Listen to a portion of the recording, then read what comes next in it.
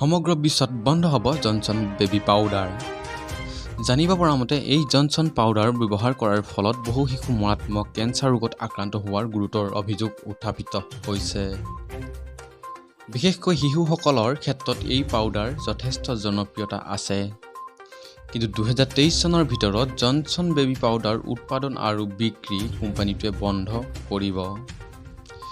এই সিদ্ধান্ত ল'বলৈ বাধ্য হৈছে কিয়নো এই কোম্পানীৰ ওপৰত বহু অভিযোগ আৰু গোচৰ আছে আৰু এই কথা বৃহস্পতিবাৰে এই কোম্পানীটোৰ তৰফৰ পৰা আনুষ্ঠানিকভাৱে ঘোষণা কৰা হৈছে।